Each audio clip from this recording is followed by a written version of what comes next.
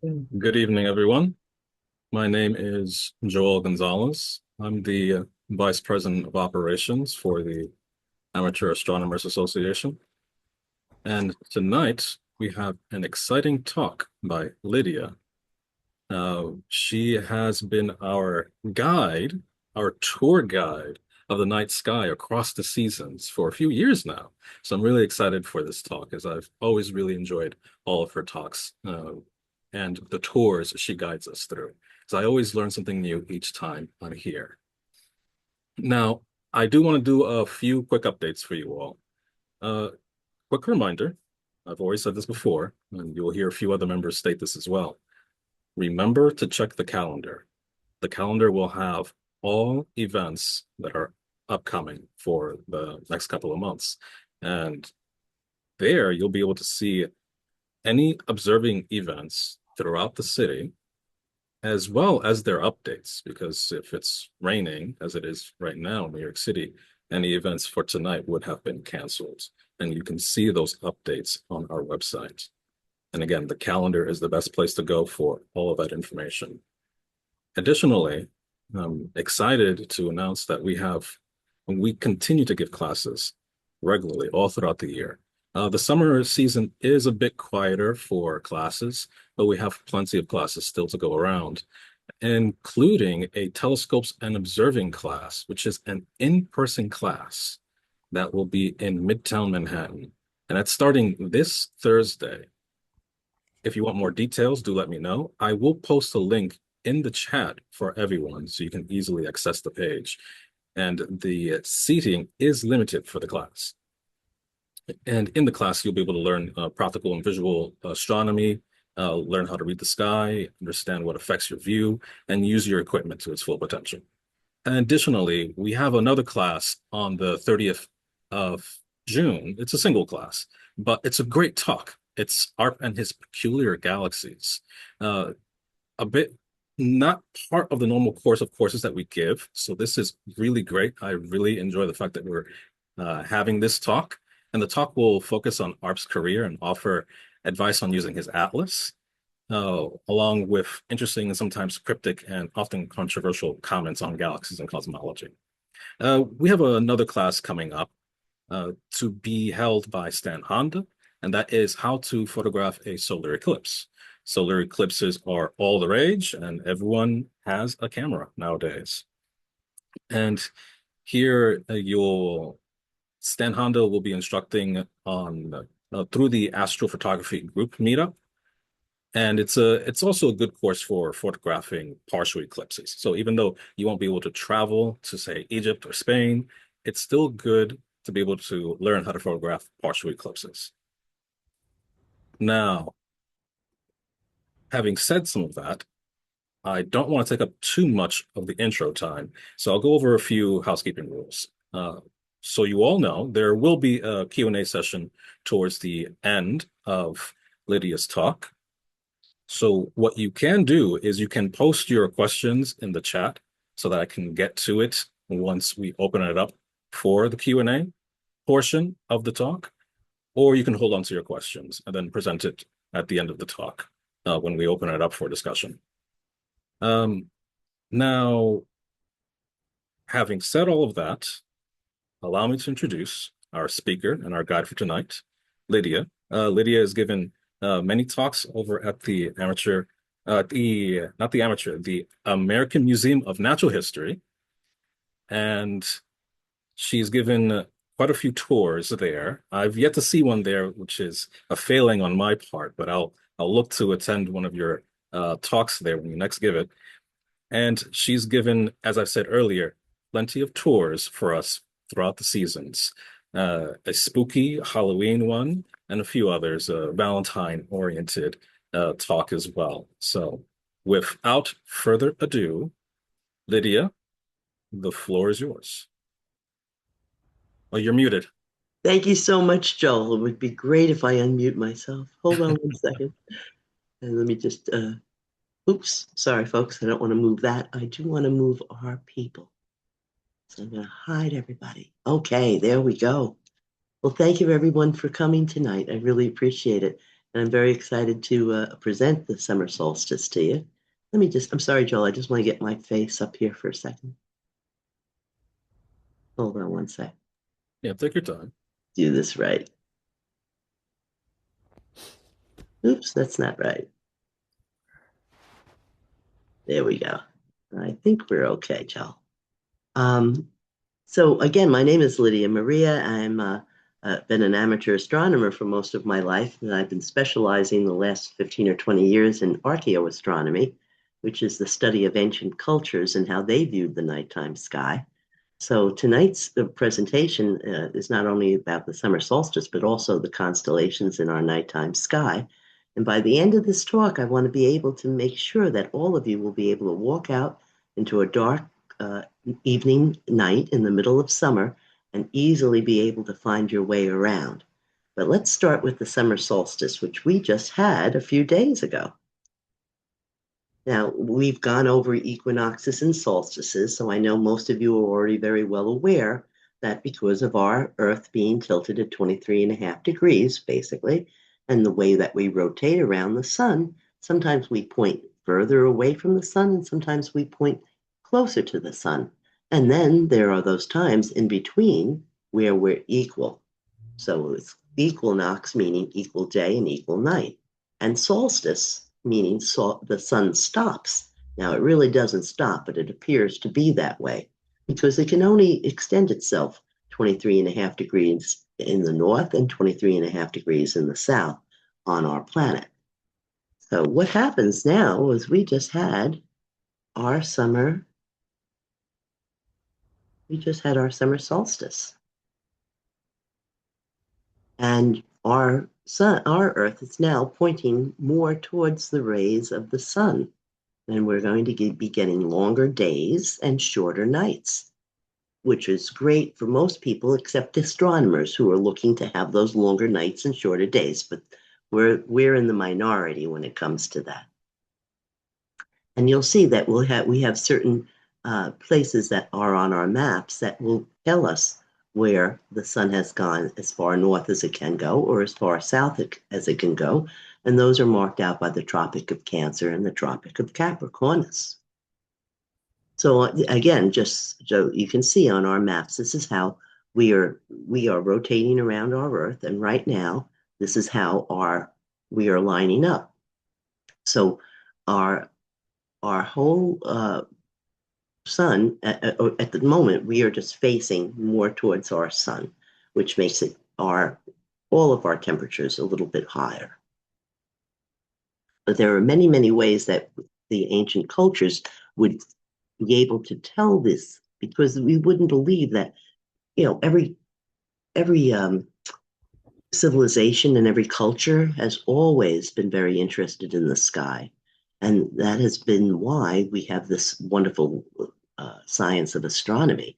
They started making sure that they could be able to tell where the sun was because they could tell that there were certain movements in the sun and in the planets and in the sky that really remarkably let them know what was going to happen to them on Earth. So it was very important to start charting these constellations so that they would know how to map everything else. This is one of the wheels that they call the big medicine wheel, and that's on top of a mountain in the Bighorn Range out in Wyoming. Now, this goes back many thousands of years, but even these Native Americans were able to construct this type of structure to help them measure the sky. Now, when you look at it this way, it doesn't look like much, a lot of spokes, a lot of wheels, and everything else going in all different directions. But when we get there, when we get how they actually did this is pretty amazing because they had these 28 spokes that lined up with stones and 28 days of the lunar cycle. And the number 28 was sacred to a lot of the native Indian tribes because of the significance that they used a lunar calendar as opposed to a solar calendar. But still, the mere fact that they were able to see these important stars and know where these important uh, uh, sun, uh, uh, uh, I'm sorry, these important sun rises and sunsets were going to be was extremely important to them. And they've been charting these things throughout the years in all different cultures. And there's a petrified forest in Arizona, and it's one of the most famous ones. And they have their monoliths, which are those structures that they've built to align to certain very important celestial events, such as a solstice, such as sometimes even the rising of a planet. So in certain places and all over the world, they have these effects that only happen during that one period of time. So in this petrified forest in Arizona, there's a petroglyph where a shaft of light gets projected into a spiral solstice marker on the boulder, and it touches the center about the same time every single morning for about 2 weeks in the summer. So they know that this is coming and this is coming. And this was the way they would be able to tell what was going to happen next. Even in Fairbanks, Alaska, what happens during the summer is we have something where the light in the Arctic stays light all day. They call it the midnight summer. And the Fairbanks midnight summer is a traditional baseball game that's gone on for 118 years. And it was started just as a bet, and then one thing led to another. So teams always play on the day of the solstice, and the first pitch is always thrown in artificial light because that far north, the light is going to stay on way past midnight. So it's kind of fun the way different cultures around the world, and particularly ours, celebrate this. And there's even something in I believe this is in Sweden, believe it or not. It's the dancing frogs dance, and they have a maypole like we would for May Day, but instead they have a traditional midsummer day and night holiday where they erect the maypole and they just have their games and everything around it. So it's become always these solstices and these equinoxes are always honored all around the world. Maybe not so much anymore in the United States. Sometimes they're just like a little filler for the 5 o'clock news. But we have been watching the sky and reacting to the sky for millennia. I always bring this one picture up that we won't really go into too much tonight, but it's a kind of incredible when I found out that this particular type of a circle is found on every continent and in every civilization all over the world. And I was so curious to understand why are these circles? Well, the circles usually stand for a couple of things. And I'll show you on this wheel right here. This is the winter solstice up here. And this is the summer solstice. This is the vernal equinox, and this is the autumnal equinox.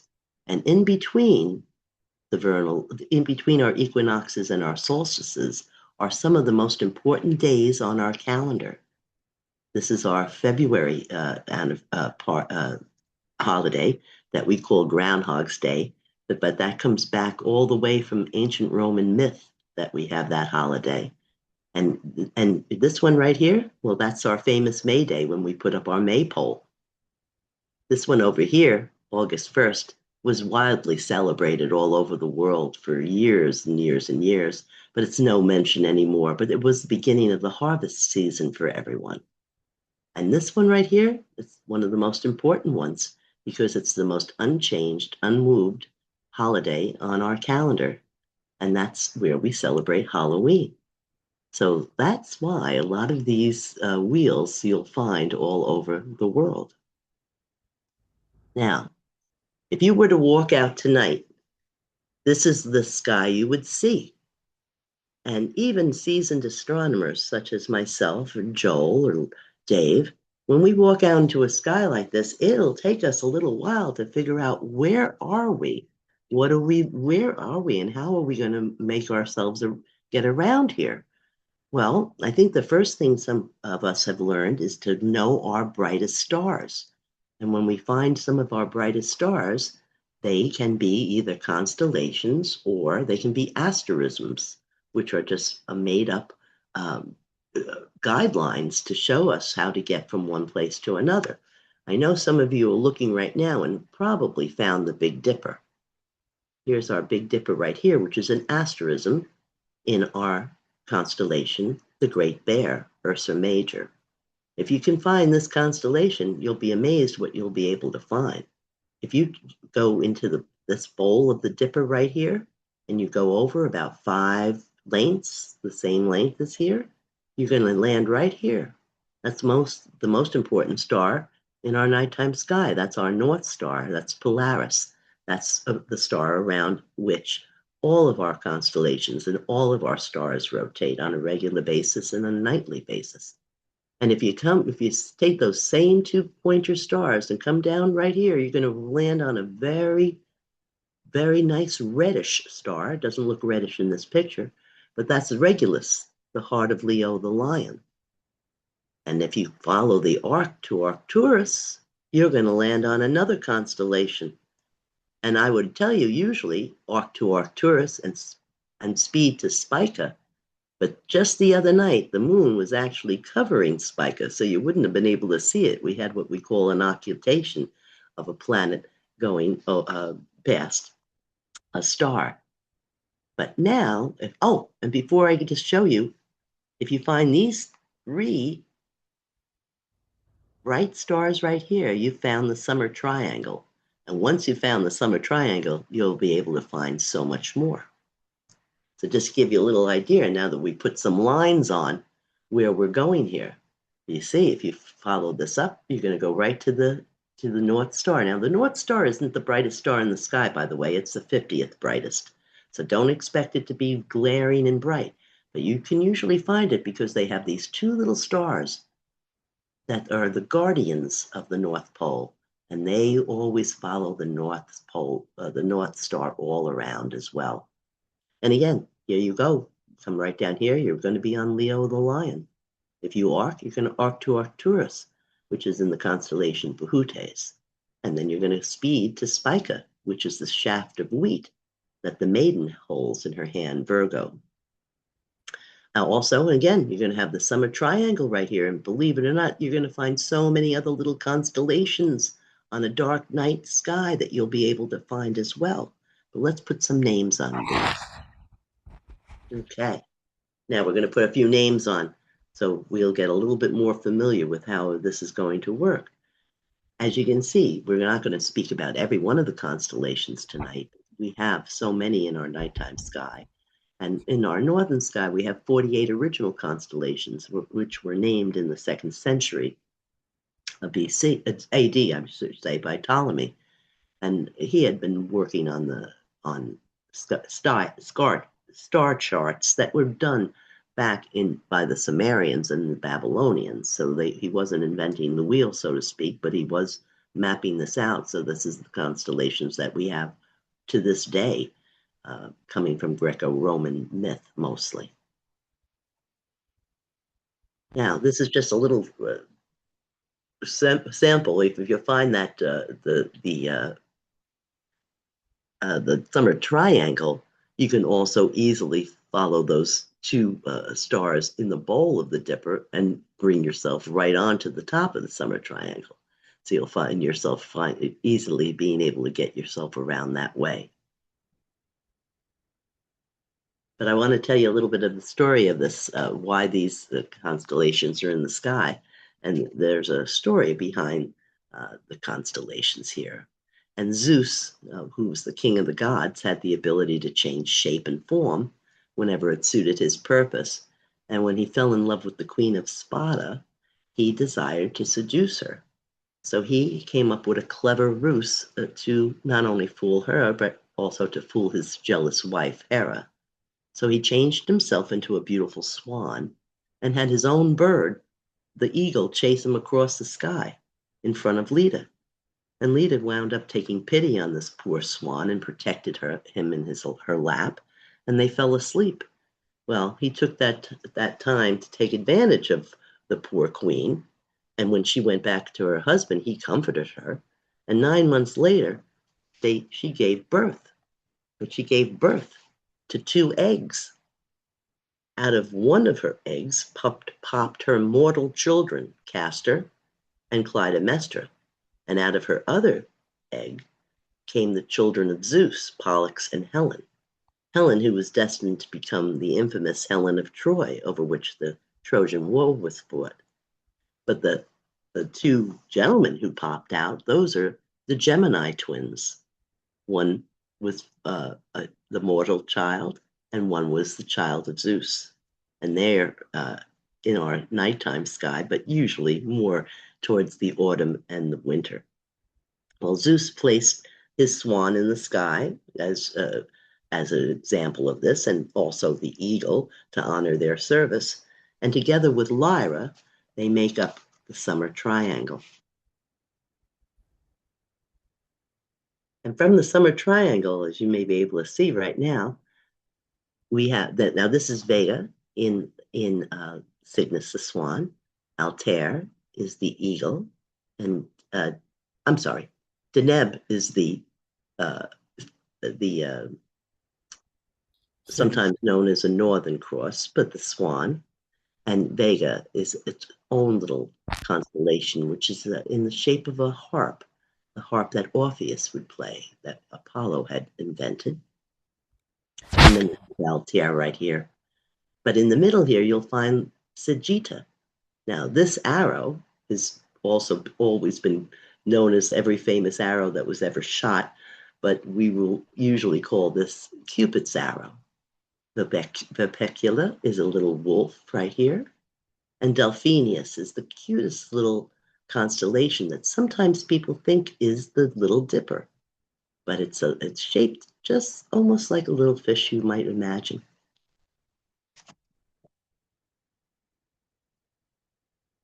And there's so much more. We cannot cover everything that is in this wonderful summer triangle, but once you find that summer triangle, you can find Delphinius, and you can find even little Equus, which is hard to see. But this is the little horse that rises before the big horse Pegasus. Because Pegasus, which is an autumn constellation, is starting to make its way into the scene, even though we're in the middle of summer. So again, once you find these, you'll find wonderful things. And there are some very nice special items of interest in these constellations as well. In the little constellation Vipecula, which is the little fox, this is a very beautiful little asterism that you can see even with your binoculars, but it's called the coat hanger. It's a little name for a collection of stars, an open cluster of stars, and it shines pretty nice and pretty brightly. And it's a lovely little star image for you to take a look at when you're in a dark night sky. Also, in Sagitta, the arrow, there are some beautiful things to see. And one of them is one of these beautiful globular clusters, and this one is called M71. Now, the M stands for Messier, Charles Messier, and he was an astronomer who was looking for comets, but he started looking through the nighttime sky, and whatever he couldn't identify as a comet, he didn't know exactly what they were, but he cataloged all of them. And over the years, we've come to find out that he has so many of them. And particularly in the summertime, astronomers go on what they call the Messier Marathon, where they try to find all 110 of these. We'll see that in a little bit. But Sagitta, again, adorable. And if you know where to look for this globular cluster, you'll find it easily. You can see this in binoculars, but it looks better in a small telescope. And the other one that we have in this particular uh, uh, Delphinius also is this blue flash nebula. Now, it's a small planetary nebula. It's bluish in color, and you can actually see a bit of the blue reflected when you have a small telescope. Or you could have a telescope as small as 6 inches and still be able to see it. And William Herschel, we may hear his name again, he discovered many of these nebula, and it's to his credit that we have so many named that Messier didn't get a chance to see. But if you can find that little Delphinius, you'll also be able to witness this beautiful blue flash nebula. And just to do a quick review, uh, again, we have Cygnus the swan, Aquila the eagle, Lyra the harp. You'll find that little fox here, the little arrow right there, Delphinius right here, and Equus right there. And there's a beautiful star at the end of the swan called Alberio, which we always show to everyone at our sky parties because it's one of the most incredibly beautiful double stars in our nighttime sky. And I'll show you a picture of that in a minute. The other thing I want to point out to you tonight is that we have the Milky Way high in the sky in the summertime here. And the Milky Way is running right through the summer triangle. So there's such a wealth of different things to look at in the Milky Way. And much like most ancient civilizations connected the stars to form constellations, the Aborigines in Australia actually formed constellations out of the dark spots, the dark pieces of the Milky Way. They would have a giant emu going across the sky that they would have different little animals next to, and they had their own constellations made up of this dark matter. But let me get to Alberio if when I can. But before I get there, I'm going to have a couple more things to show you. This is this is in Cygnus, the tail of the swan, and it's a very, very bright. They call this the North American Nebula. Now, I have a hard time seeing North America, particularly in this nebula, but on a dark sky, it's still a very, very nice thing to take a look at. If you kind of divert your eyes, if you're looking at Deneb, you divert your eyes a little bit the same way as you would for the Pleiades, you'll be able to see this sort of like a smudge on the nighttime sky, and that is this beautiful North American nebula. And in Cygnus, there's also a very other famous nebula that you'll be able to take a look at, but again, in a small telescope, you will not be able to resolve it in binoculars, and that's known as the Veil Nebula. This is quite a large nebula. It's 110 light years across, and every light year is 6 billion miles. So it's a long, long, long, long, long nebula. It takes up so much of the sky. This is a composite picture of probably 30 different shots of it just to get it this way.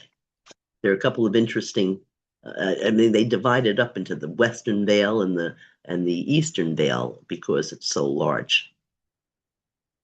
And there are two interesting little objects within the veil. One on the left is called the witch's broom, and the one on the right is called the Bat Nebula, and the witch's broom nebula. They are a little bit clearer, I think, in our next shot. And there's so much going on in this nebula that's been studied. One of the most studied nebulas that we have in our nighttime sky.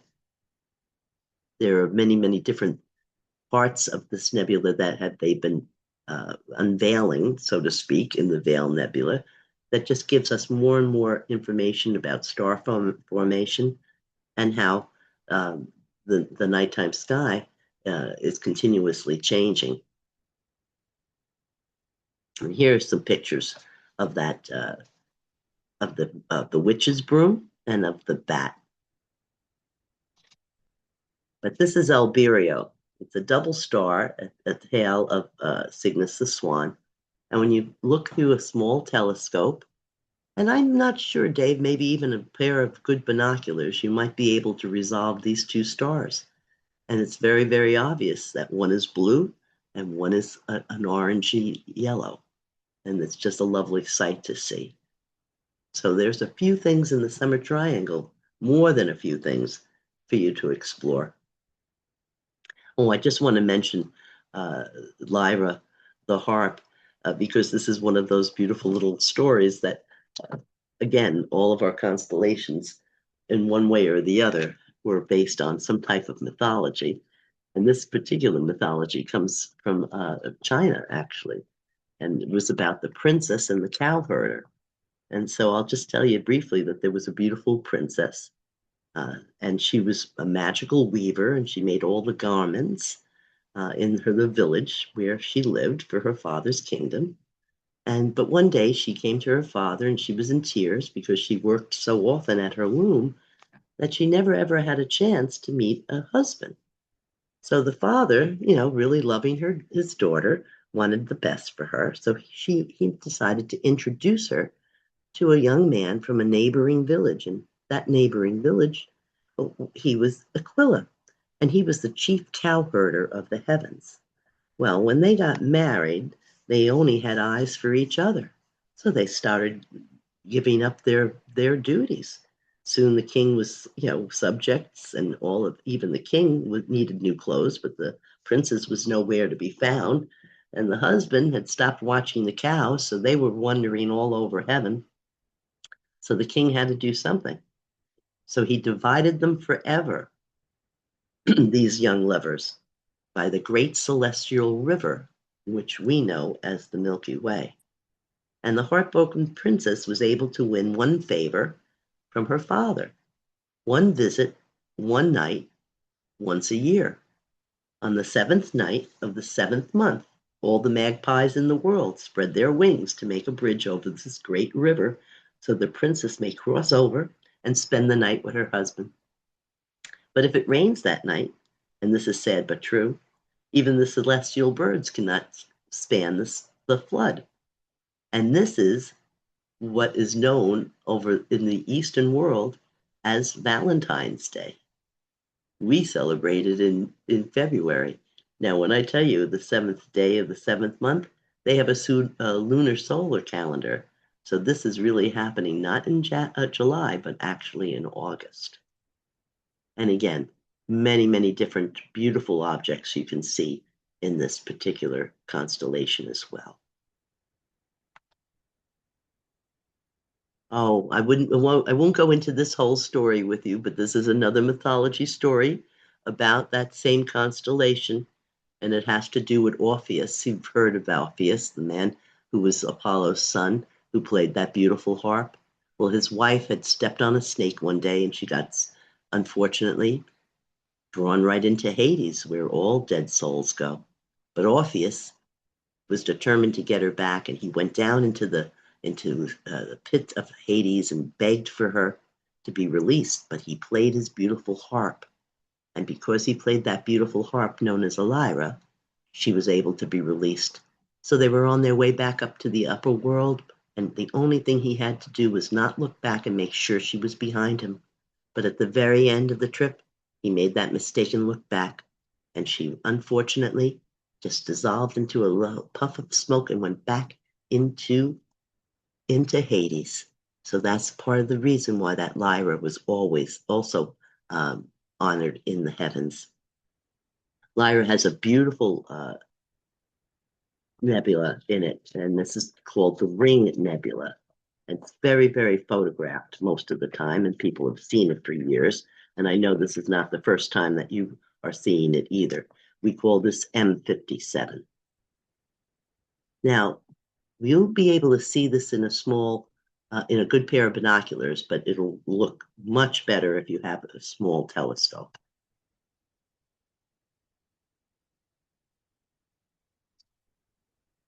Now, I set up this picture just to go over where we've been, but now I have this sky set up for August 15th. So if you notice, we've moved a little bit. Leo is no longer in our nighttime sky. Leo has already moved to the west. But we have Virgo still here. We can still spike, come from here, spike to Buddhas and go to Virgo. And we have Libra coming up a little bit uh, further north so we can see it. We have the Scorpius coming up right here. And then we're coming into Sagittarius and Capricorn and Aquarius. So we do have about six constellations that are the zodiac constellations that we'll be able to see in the summertime sky as well. And we have our summer triangle here with our little extra constellations right here. And as you can see, because we've moved over a little bit, we had Equus coming up here, the little horse. Well, here's Pegasus really coming into the focus. And that's that great square of Pegasus that we also hear about so often. That's the greatest way to be able to navigate your way around the autumn sky. And we even have little Andromeda coming up here right now, too.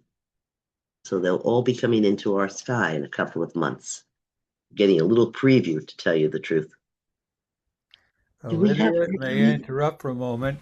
Please. You may find this interesting. If you could go back to, you see on this screen, no, this screen,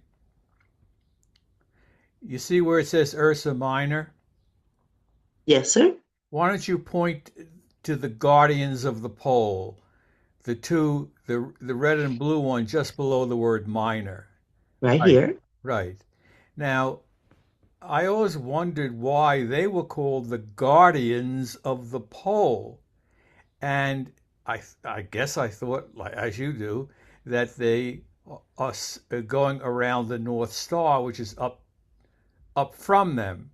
Actually, what I learned was that if you regard them as eyes, two little eyes, go the other way towards the winding tail of Draco. You see how Draco winds around? Mm-hmm. Now, if you go perpendicular through the middle of those two eyes, the guardians, go perpendicular to Draco, right to the tail. No, perpendicular between them. Right, right where you're there. Do you see that tiny, tiny dot? A That little tiny bit. star? That tiny star is Thuban.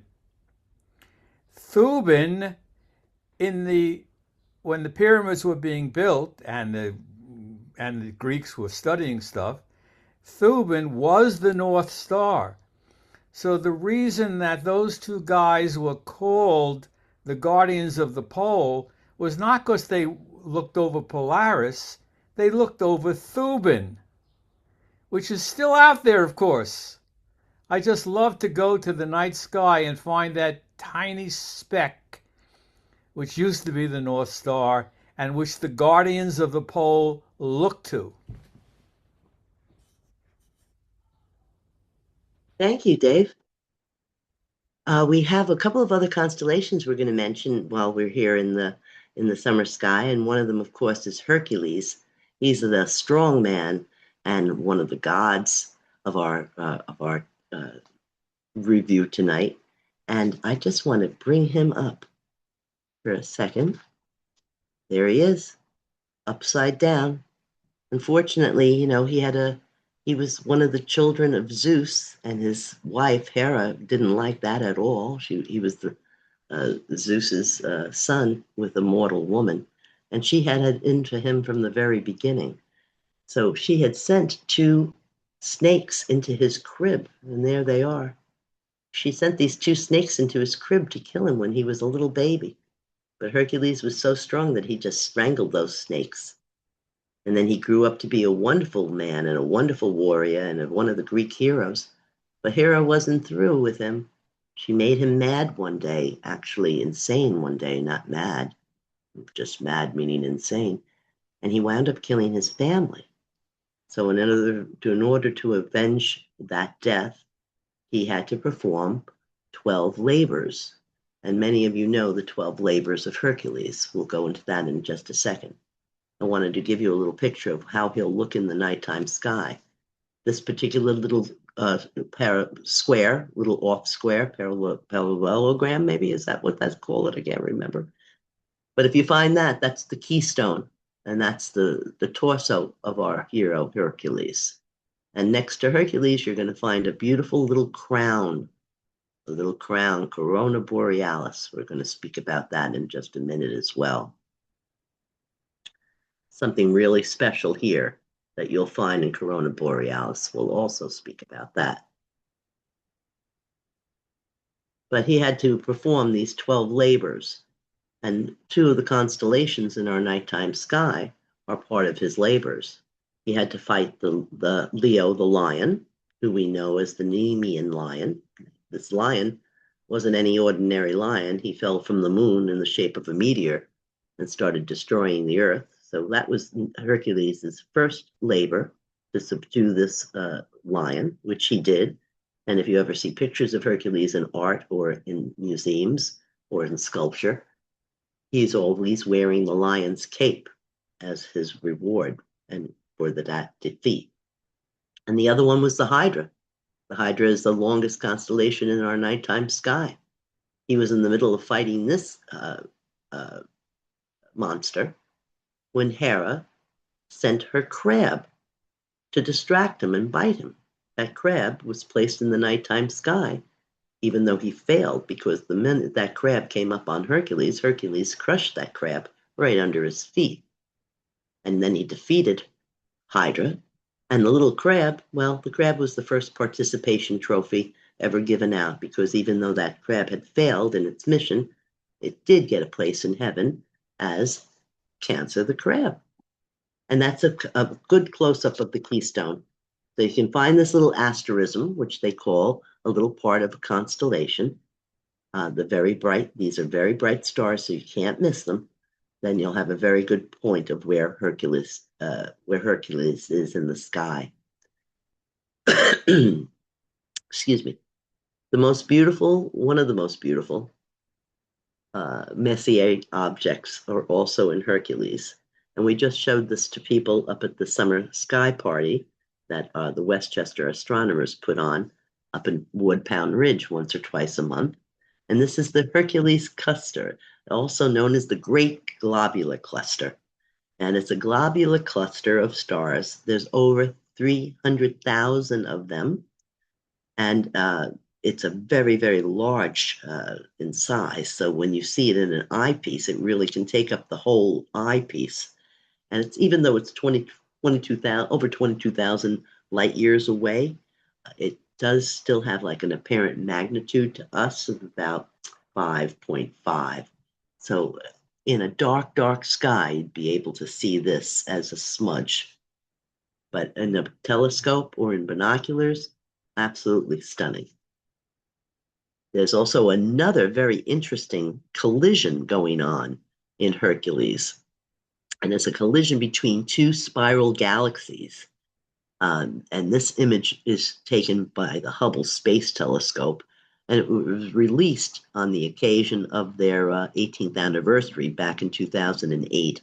So these two spiral galaxies, as you can see, are interacting with one another, similar to how they had been predicting for many years that the Andromeda galaxy, which you all know, which is very close to us and which we can see with our naked eye, probably, I would say, not probably, it is the furthest thing, 2.5 million light years away from us, that we can see with our naked eye on a clear night in Andromeda.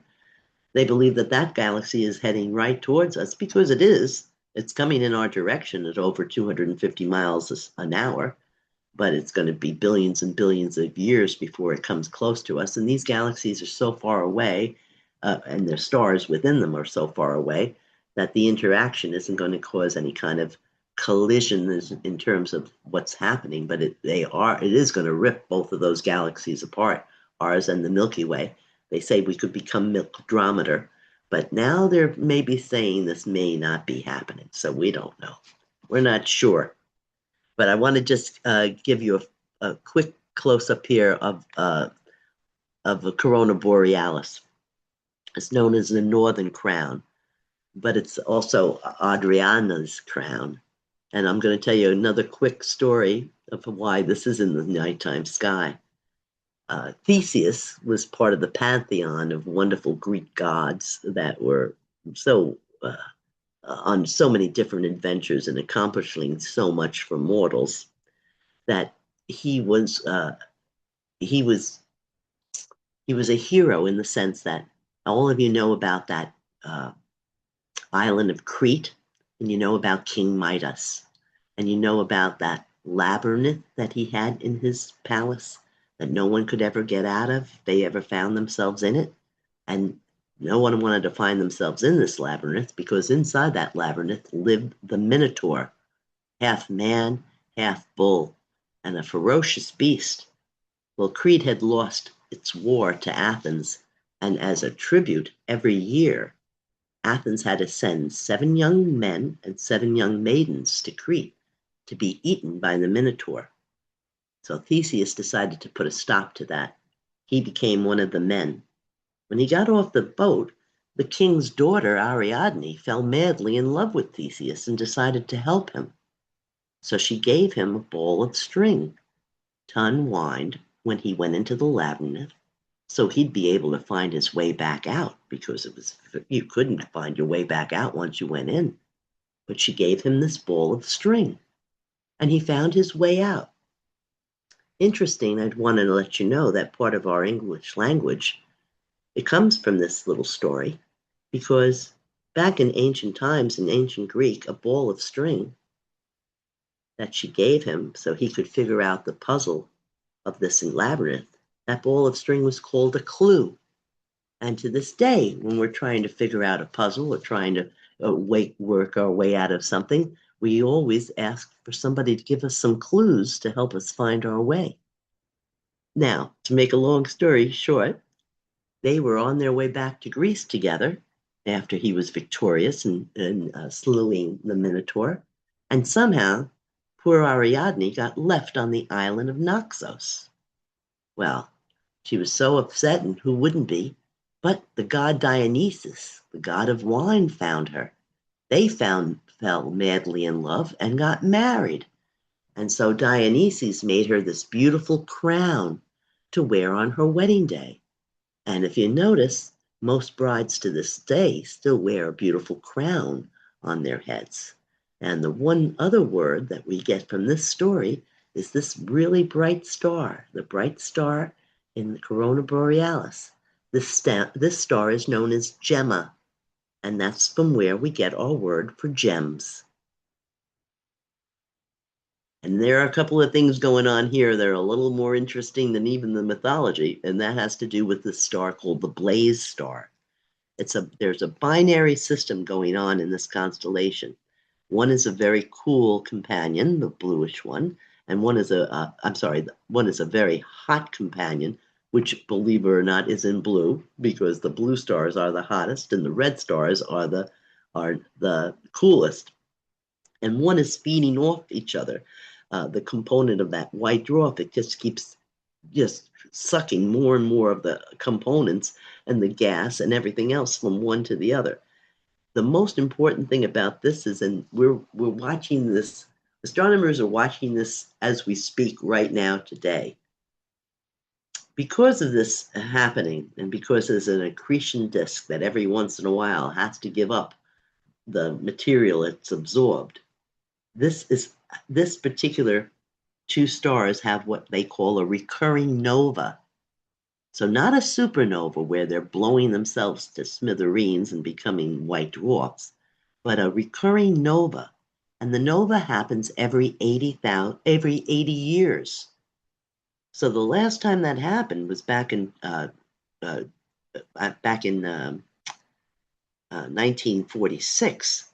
So we are due right now in June 2026 for this star to go nova. And all the telescopes around the world and many of the amateur astronomers have been keeping their eye on this. Now it may have already gone nova, but it takes a long time for that light to reach us, so we haven't seen it yet.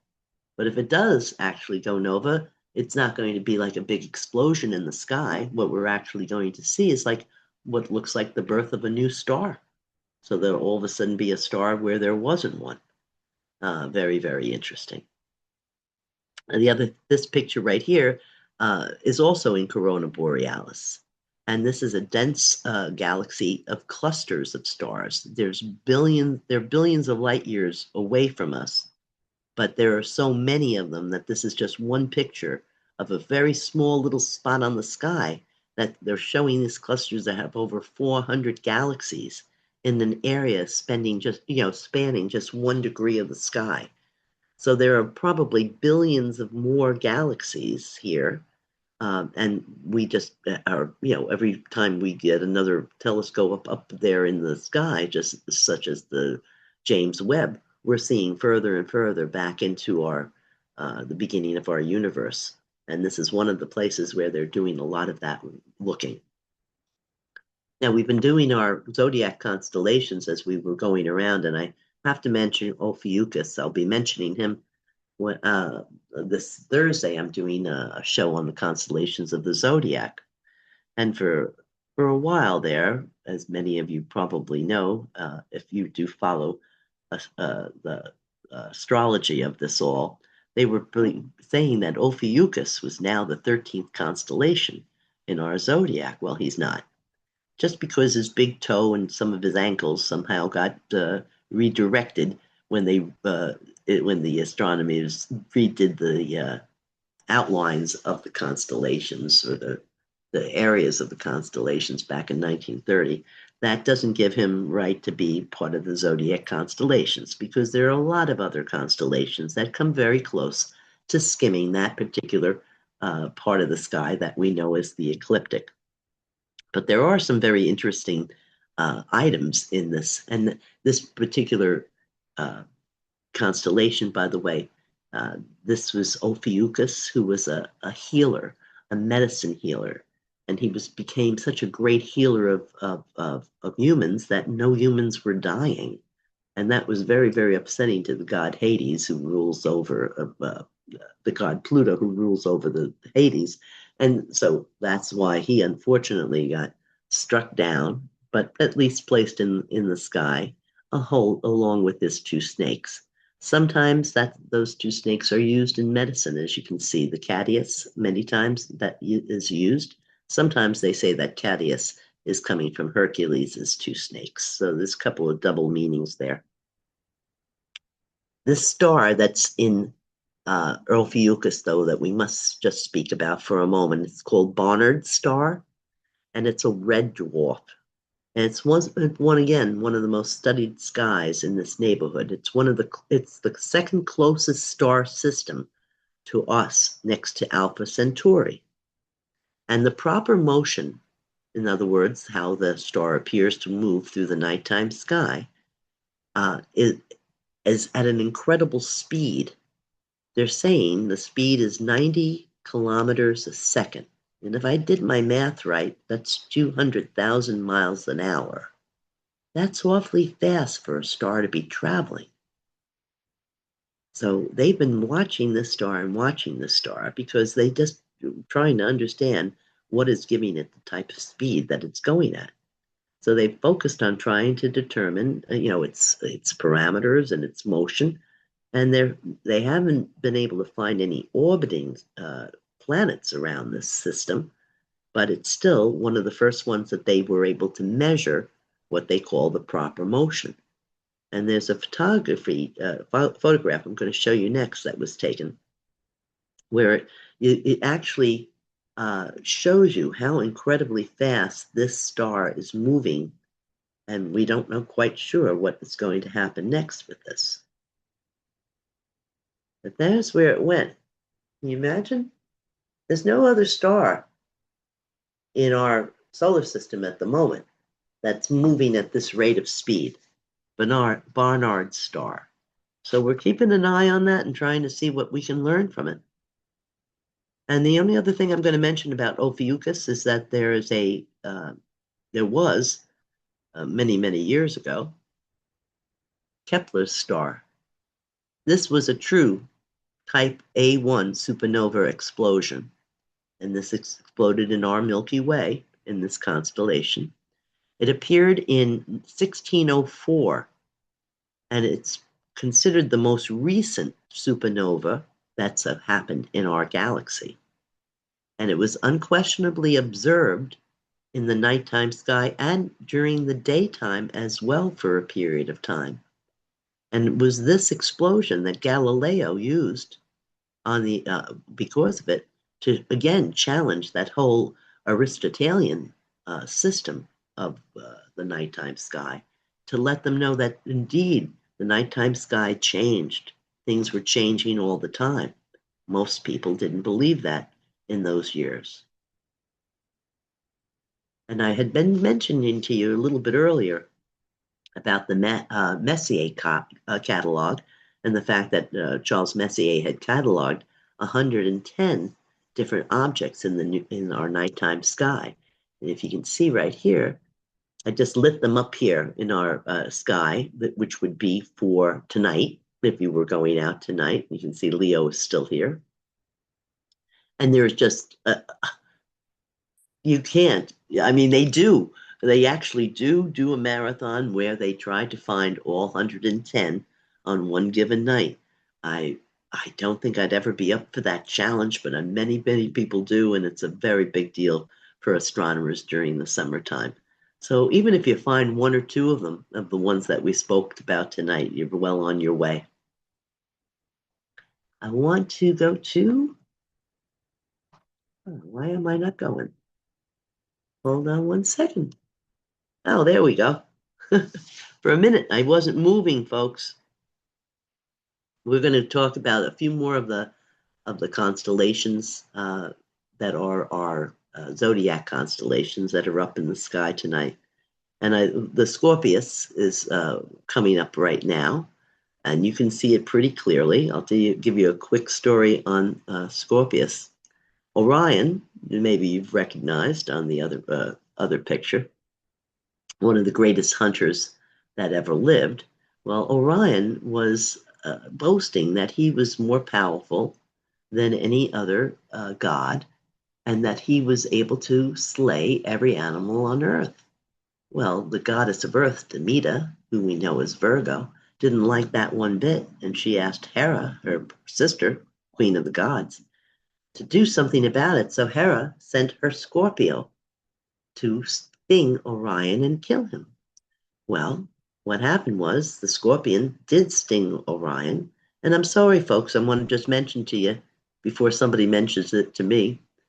Oh, no, it is Orion. I was thrown off for a second because Orion holding the lion gave me the impression that I had maybe put Hercules up there instead. But no, the card surely says Orion. Anyway, he did sing Orion and he did kill Orion, and Orion at the same time crushed him underfoot. So they both wound up, unfortunately, dead.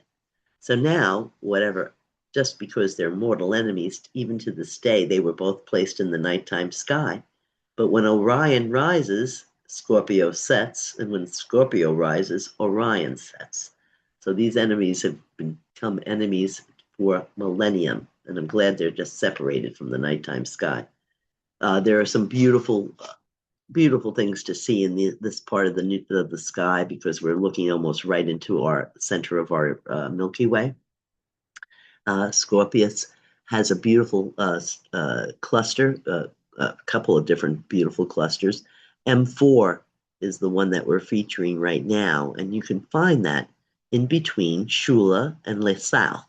Those are the stingers of the Scorpio, but right in between, and I believe maybe even naked eye on a good night, you may see, again, diverting your eyes, that little patch of light, that is M4, a beautiful globular cluster. There's also another one I want to show you before we get to Libra. Oh, well, when we get to Libra, you'll understand why the Scorpion is looking the way he looks right now. He didn't always look exactly like that. But before we go over there, this is another beautiful cluster that you can see telescope-wise, and maybe with good binoculars as well. It's not that far from us, only about 1,600 light years away, but they feel that it resembles the shape of a butterfly, so they call it the butterfly cluster. And I guess a little bit it does. This is the one I'm talking to about on the left. On the right is another cluster called Ptolemy's cluster.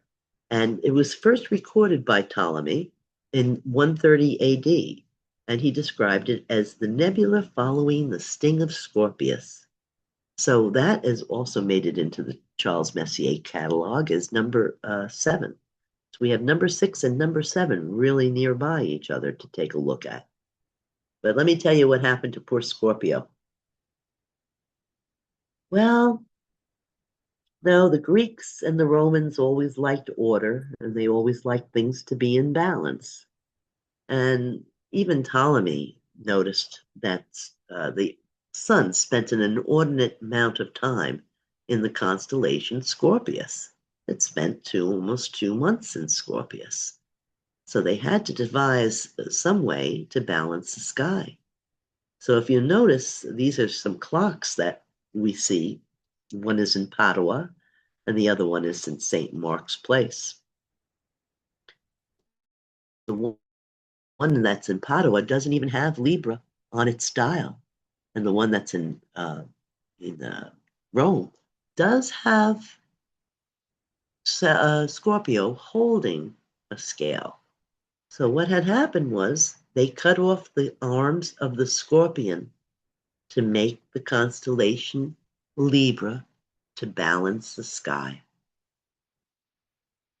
And they still left Scorpion with a few small arms, but his large arms became Libra. The main two stars are Zubin el-Janubi and Zubin esh-Shamali, which mean the northern claw and the southern claw.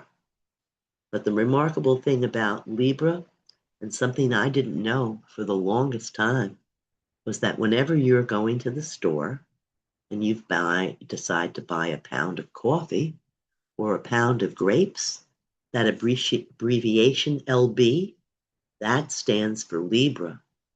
So you're buying a pound of Libra at the store because those were the scales that those were the scales that balanced the skies and weighed the skies in both directions. There's a great picture of the scorpion with his arms being taken for Libra and that little foot of Ophiuchus standing right on his back. Pardon me, Lydia. Could you Yes, sure, could you go over the what you mentioned about St. Mark's Place? Is that the two images of the two clocks? sure. Or Uh, in over in it's in St. Mark's Place. Let me go back. here? Yeah. Right. Yeah, there we are. The the clock on our left is from Padua, and the clock in Padua doesn't even have Libra as a constellation. It just still has Scorpion there, Scorpius there. And the clock on the right is from St. Mark's Place, where they do place the scorpion on the clock, but as you can see, his claws are holding Libra. So that is why it's that way. So anyway, I love that we're Thank you. buying. When I go to the store and from now on, I always think I'm buying a pound of Libra, even though I'm buying a pound of coffee. So there we go, balancing the sky. Now the autumnal equinox happens in Libra. We still call it the first point of Libra, the same way as we call the spring equinox the first point of Aries, although it does because of precession. Now that autumnal equinox will be coming up to in a few months is going to happen in the constellation Pisces. That's another story for another day. There's I wanted to break this down so you could see it and you could kind of get an idea. It's a very, very faint constellation, so it's a little difficult to see this. You have to have a really dark nighttime sky. But once you find Scorpio, and once you find that bright red star in the Scorpion, you'll be able to easily make out the lines, at least the two bright stars that make up the scales themselves. There's a star in this constellation called the Medusa star. And I think I have a picture of it. Yeah, there it is.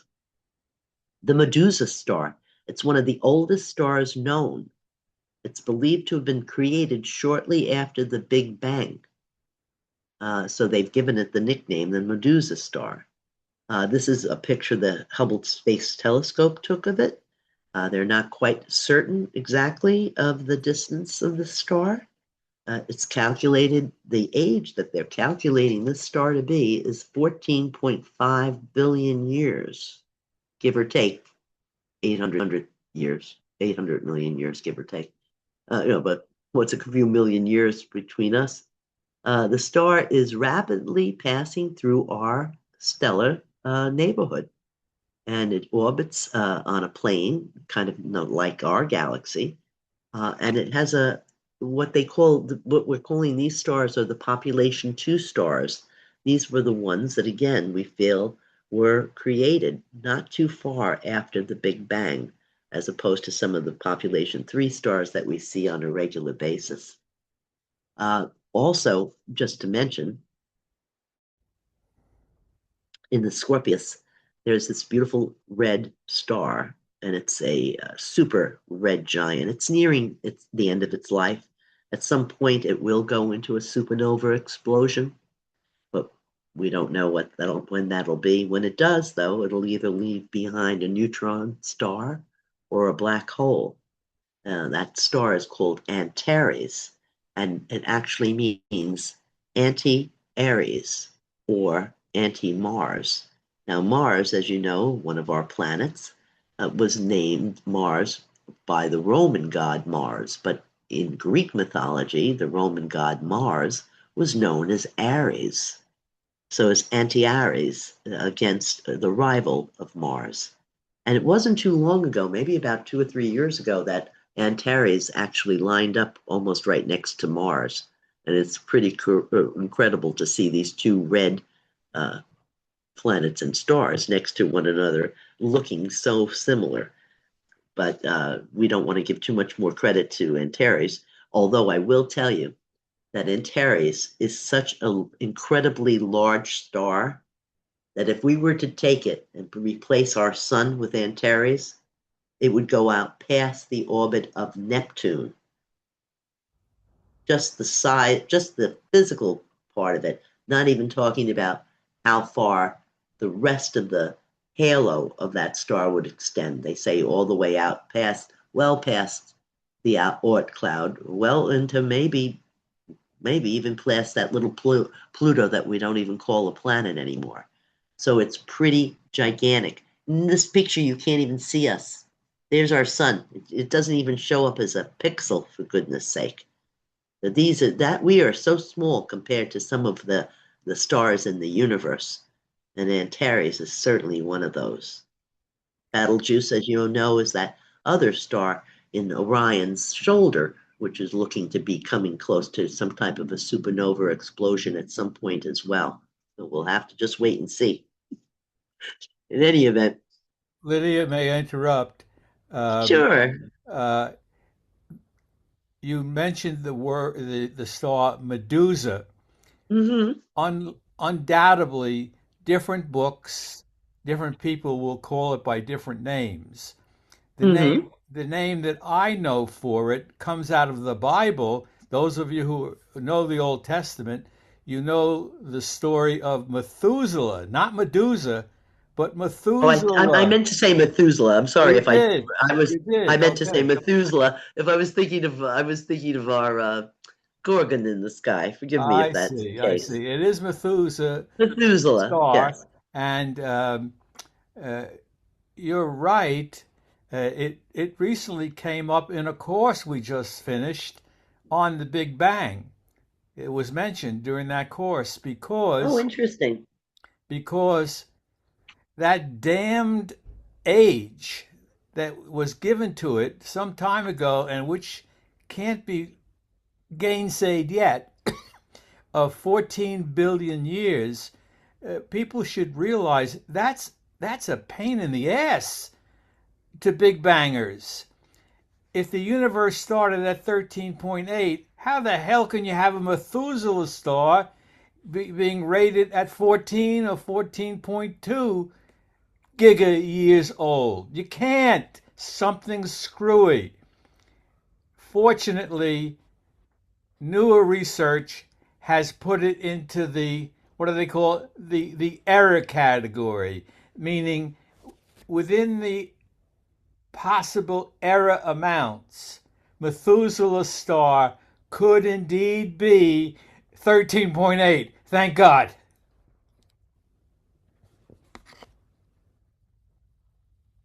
Very interesting. Thanks, Dave.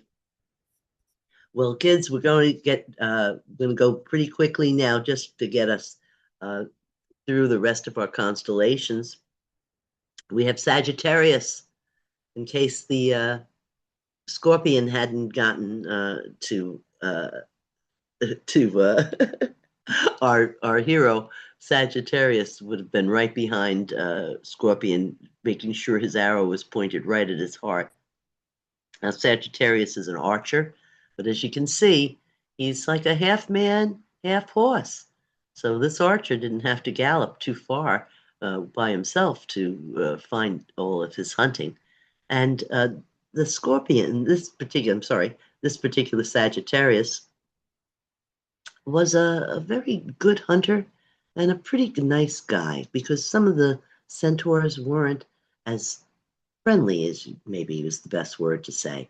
When one of his most famous centaurs is in our southern sky, that particular centaur was very, very helpful with all of the humans and all of the human race. So that's probably why he was placed up in the heavens.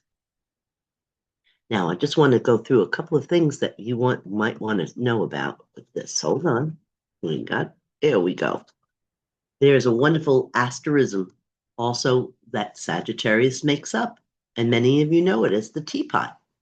And I know it's very hard to see that right here, but believe it or not, in the nighttime sky, you will absolutely see this little asterism known as the teapot. And it's the easiest way to find Sagittarius. And you wouldn't believe all what you can see in Sagittarius. There's our little teapot right here, and here's our Scorpion right here. And in between those two constellations, they have decided that that is really looking right to the center of our galactic neighborhood. And it's pretty impressive that they will be able to take a look and be able to take a look through there and see further than they've ever been able to see before. Part of that also has to do with the fact that this whole collection of constellations is right around where most of the most beautiful objects in our sky show up, because we're right in the middle of our Milky Way. So we're going to be seeing so many Messier objects, as you can see in this picture, and we'll be able to see so many globular clusters, so many open clusters, so many beautiful stars that we can split with our eyes, with binoculars, or with our telescopes, and take a look even further. So this would be about 10 o'clock on a good evening in August. Then this would be how you would be able to take a look and get around a bit of the nighttime sky. And we can see Sagittarius right here. This is a good picture of showing you how they have found that galactic center for us. There was a gentleman by the name of Walter Bade, and he observed these stars in the 1940s, actually. He was only using a 100-inch telescope. Not only a 100-inch telescope is pretty nice size, but it was the Hooker telescope on Mount Wilson. And he was searching for the center of the Milky Way galaxy, as all the astronomers were at that time. And up until that time, the structure or the location was really not known with any certainty.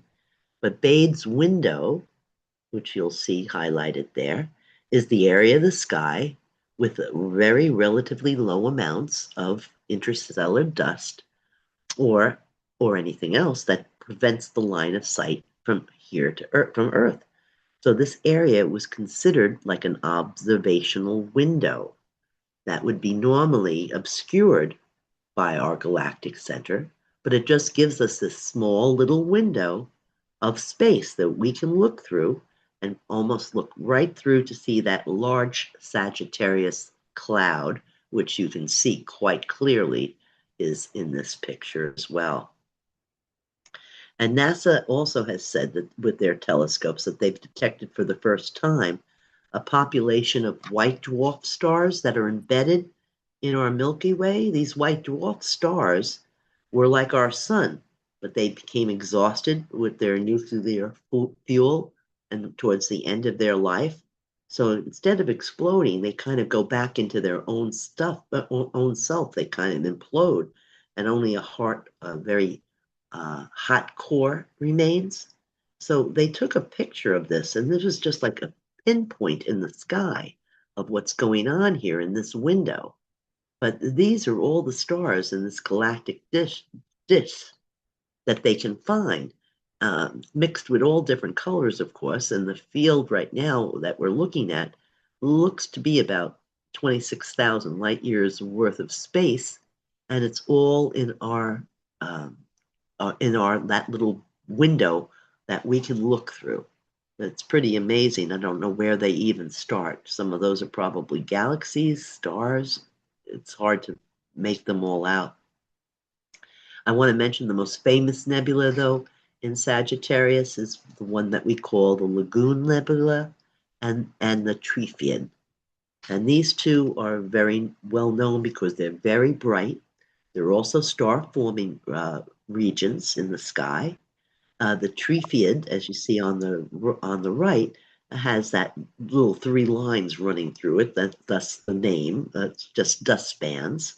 And the Lagoon Nebula on the left, again, is so very, very bright that there are many, many spaces and different regions within that Lagoon Nebula that people are always taking a look at and finding new and interesting things. This Messier object, also is a mission nebula. So you will see that there's so many things going on in that one Triphiid nebula that we have like some dark nebula there, we have some bright nebula in there, and we also have a few elements of other emissions, as you can see. So it's a very nice object to view in the nighttime sky, and it gives you a lot of different objects to look at. And one more here.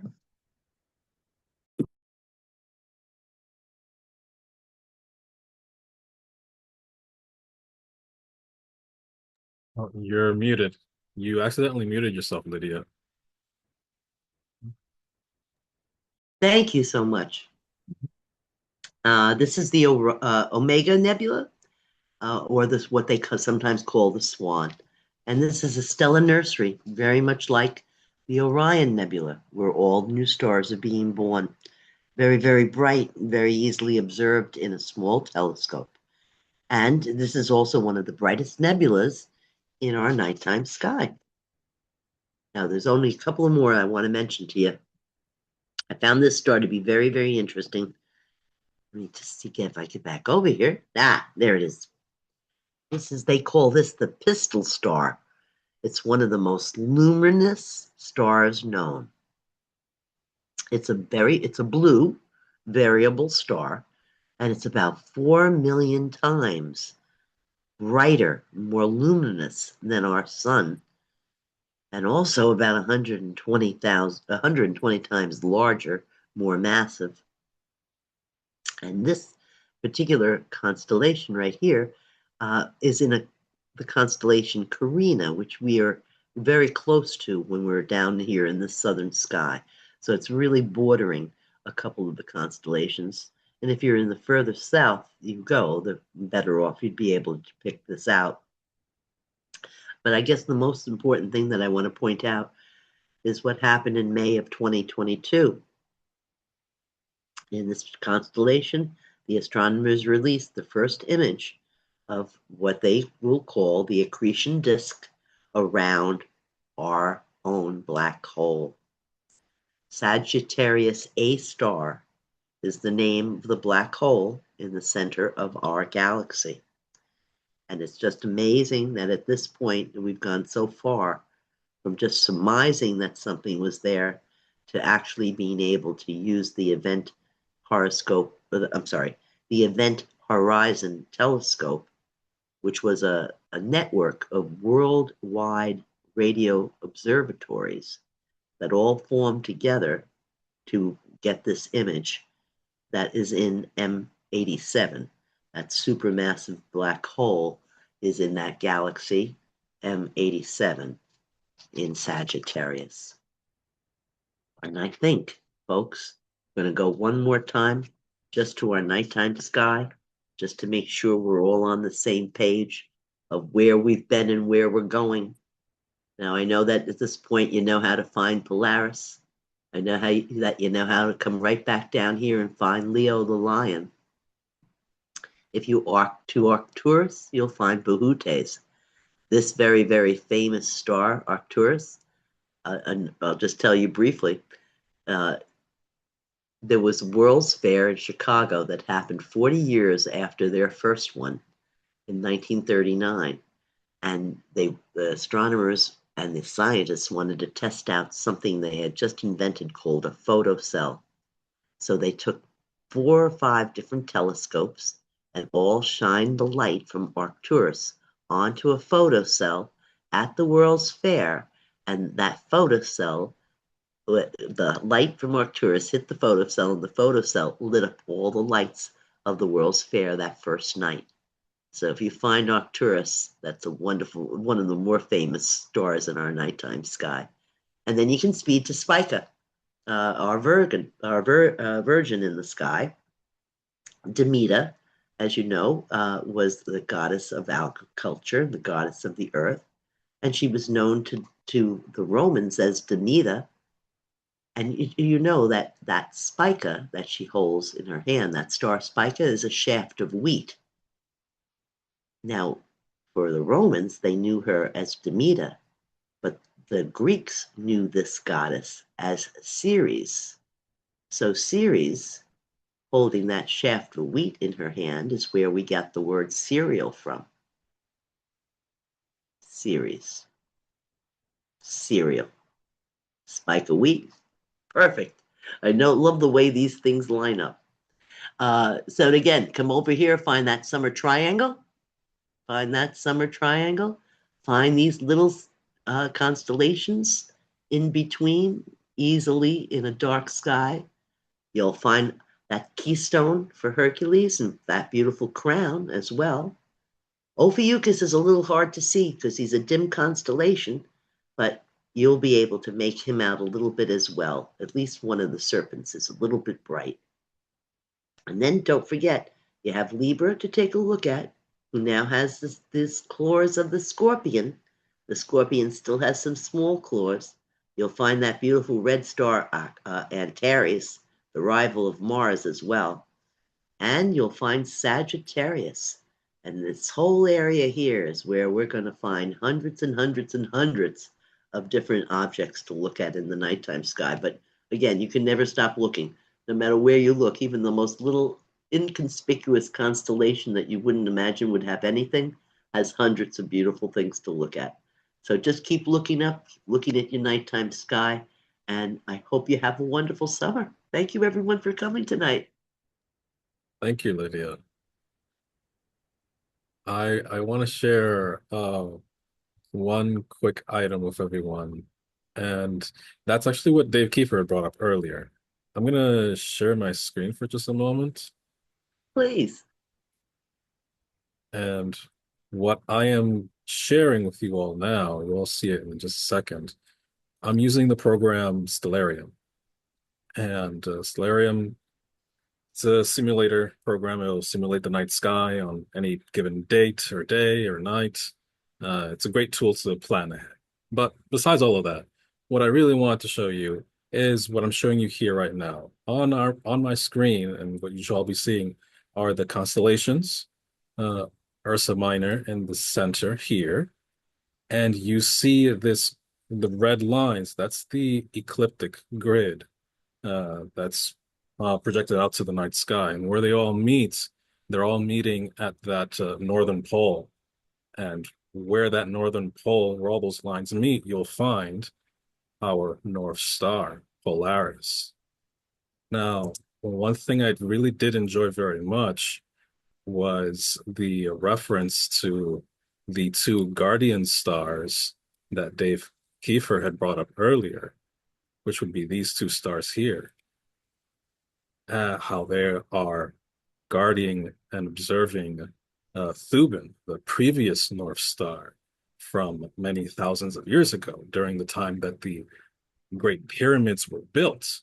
Well, on my screen, you'll also see the date and time window. So let's take a trip, time travel back to the past. And Great. the pyramids were built sometime around 2560 BC. So we can easily do this by changing the year 2026. BC would be in the negatives, so to speak, 2560. And what do you know? All of a sudden, you see when I type those numbers in, guess who's really close to the pole here? Yeah, Zubin, Dubin. the So many guardians things of I the really find more pole. fascinating. Yeah, I find that Nice. it's the precession of the Earth that helps cause that. I'll stop the share. I love it, Joel. Yeah, no, That's I great, have those Joel. little items and little things. But yeah, Stellarium's great for that. Thank you, Lydia. Do we have any questions for Lydia? You could type the question in the chat, or you could unmute I yourself. We love have, my little heart going up the screen. Thank you. Lydia, Yeah, I'd like to having thank you for the presentation. So much information on celestial mythology, and also directing me in the previous lecture to the box of stars, oh which yes. really got a lot of the booklet gives you a lot of information on mythology. Let So me grab thank you. that. Thank Let you. me grab that box right now so I can show everybody. yeah, that's where Lydia was getting most of her constellation art from, which I find quite fascinating as well. Give me a second. Yeah. Almost knocked my eclipse glasses over. I may I'm not going to be able to use them this year because I'll Yeah, be doing my I, talk at Stellafane. But I have here's mine that's here. this. This is it. Yeah. Box of stars. They're based on this beautiful Urania's Mira, which were stars boxes that were made back in 1837. Here's Scorpio. I'm not seeing anything. And It's on Lydia's screen. Let's see if I can. oh, I'm sorry. Let me share my screen. Excuse me. I put, Well, we can see it. Yeah, let me see if I could just oh, can you pin see it? pin you. Maybe that might do it. Yeah, I can see it. Oh, okay.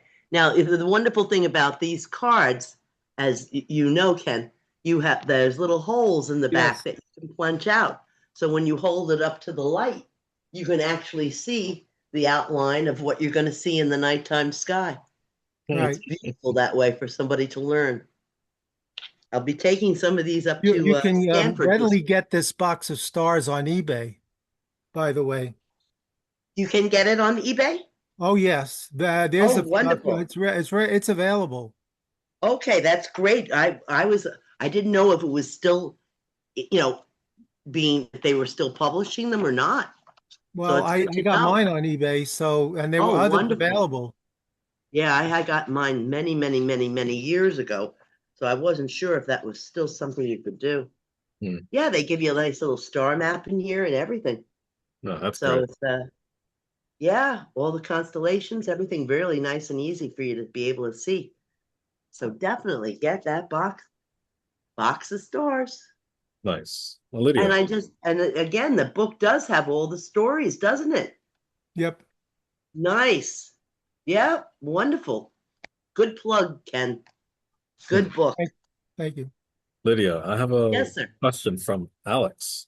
Uh, Alex would like to know if you have a list of the objects we explored tonight, as Alex would love to find them. You mean the objects within some of the constellations that we That we went visited. to? Hmm. Yeah, I don't have a formal list, but I'd be happy to make one up. I could, make a nice list up for you, Joel. I could send it to Yeah, you if you could forward it to him. yeah, absolutely. How does that sound? Yeah, You happy to do can, that. Give me a day or two. I'm still trying to figure out my next presentation on Thursday night, but I'll get that to you by the end of the week. no That worries. way, that way, yes. And again, if we recorded this date, is this something people can listen to again? Yes. Mhm. Oh, because again, if we have a recording on our AAA site, we could do it that way too, that you could just, skip through and, you know, go And from one to another. yeah, That not is, Well, not quite posted on the site, but you can reach out to me and I can yes, provide you. you could reach to Joel or to classes in general, uh, okay. classes, and we get the request. We do not have a method for getting the recording out to the general population of our members. We simply don't Uh-huh. have the people to do it. Uh, But if we get specific requests, if this hopefully is not more than 20, uh, uh, No worries, I'll handle it. It's we okay. can do it. Hey, Joel will do it. hey, Dave, and so that's right. Dave. You're healing. Hey, Dave, it's Preston. Hi, Lydia. Hi, I Preston. love your lecture. I always love your lectures. Thank you so Thank you, much. buddy. Absolutely. And I just want to say, Dave, what we can do is the AAA has a YouTube site, and we can certainly put this lecture on the YouTube site for everyone Oh, to see all over the world. And oh, never so. thought of that. So, Pre- David, I'll be in touch with you about that, okay? Yeah, Because that Preston, is, just who runs the YouTube site? Here, I'm 25 years in the organization. I don't even know who well, runs. the YouTube site hasn't been around 25 years, but I can get it on the website for you because I created it, and Kat has Wow. access to it, and there's a couple of others in the club, and this is a new thing we're doing, relatively new. We've been doing it. Good. Started with the astrophotography group some years ago. But yeah, and I would urge everybody to go to the AAA.org channel on YouTube where they can find all kinds of content. And we put Stan Honda's lectures about shooting the eclipse and all kinds of fun stuff like that on the YouTube on our YouTube channel, AAA YouTube channel. So go to YouTube and look for it. And Lydia will get your lectures up there because they're just so wonderful. And I have a Preston, Oh, thanks, question. once Preston. What a great once idea. once her recording is ready by tomorrow or 2 days, I will definitely send you directly that link. Oh, Perfect. great. We'll But take care of it from there, David. No problem. I think it's wonderful that other people can hear these brilliant talks. Yeah, yeah, I Oh, agree. And no problem. You get it to me and it's done. It's a done deal. Now, wonderful. listen, Lydia, I wanted to ask you about earlier in your lecture, you spoke about the Chinese mythology of the princess Mm-hmm. weaver and the And the shepherd cowherd. cowherder, yeah, and that I believe does not the Tanabata festival celebrate Yes, that for the Japanese that is as well? exactly, yes, it is, Preston. You're absolutely correct. That is the festival, the Tanaba And Festival. I think that's coming up next month, isn't it?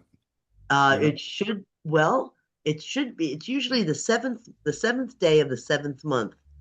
But since they do their lunar calendar, it really should be August, Oh, not July. really? Okay. It's Well, usually I now. think I think I they're going to think you know what celebrate has next happened. month anyway.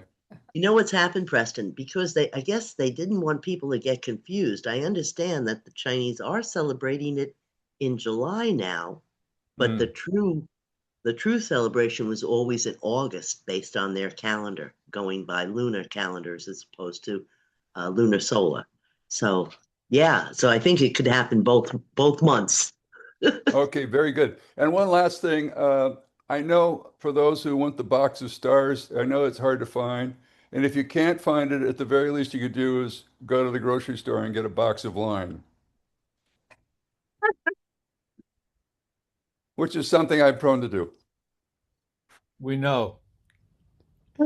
Thank you, David. Thank you, Lydia. Thank you, Thank Joel. you, You guys are David. fabulous. I love you all. Thanks, Preston. I'll add a thought about uh, for people listening in right now who are not that familiar and would like to follow up more with what Lydia has covered. For me, REY, Ray, the same guy who did Curious George, did a book for children called A New A New Way to See the Stars. It's on Amazon for about $10. I can't tell you, I'm an observer for years. I still sneak it out. I don't let people see me do it, but I still sneak out this children's book because REY, Stars, A New Way to See Them, gives so much of the info that Lydia has covered. Fantastic. Good to know. Yeah, listen, there's a lot. If you pick up any, I guess nowadays with the internet, you can pull up your sky, the way it's going to look that night, by just probably Googling, nighttime sky tonight. I guess Sky and Telescope's site would come up, date and time would probably come up. A lot of the sites you'd be able to probably be able to see, they'll let you know what you can see that night, even in these different constellations. Yeah, but they can't do what Joel did, was to move us back No, no, 4,000, 5,000 years. no, he cannot do. That's correct. He cannot do that. I've moved myself. I've moved my site. I use a planetarium program. I've moved it back to the night the Titanic sank, Dave, because I wanted to see what that nighttime sky really looked like to those poor people on that ship. Because there was no moon in the sky. It was a moonless night. Incredible constellations. I mean, you can imagine how dark it must have been and what they saw. It was like so many stars, as one of them quotes. The amazing thing was that I wrote a whole letter to the people who do the Titanic exhibit, because when I first went to the Titanic exhibit, they were selling little jewelry pieces, little pins of the Southern Cross. Of the Southern Cross, Dave. I'm thinking to myself, what are you people doing? There was no Southern Cross. You couldn't see the Southern Cross from the Mid-Atlantic on that. So I don't know what they were thinking, but they threw a few constellations in that were Southern constellations. And I'm thinking, I wrote to them. I said to them, what are you doing? That's crazy. You sure it wasn't the Australian flag? That's right. Was I fooled? I hope not. But I'm looking forward to doing Constellations of the Zodiac this Thursday night at the Stanford Planetarium. And I'm just giving the Stanford Planetarium a nice plug. I know that we're so spoiled by our Hayden Planetarium, but for those of you who might be in the Westchester, Connecticut area, they've put a beautiful, small, only seats 100 people, but a beautiful small planetarium on the same property as the Stanford Nature Center, which has been there for almost 100 years. And they did a beautiful job incorporating this new structure into their old structures. It looks like it was meant to be there forever. And it's just a lovely, small place to come. They have wonderful shows for kids all day long on Saturdays and Sundays. And that whole center has something going on for children's and families. So again, Stanford Nature Center and Planetarium and Museum. So very nice. Just a little escape out of the city in case you want to get away. Well, just to remind everybody that Lydia does these talks routinely 4 times a year during the solstices or the equinoxes. We call them the tours.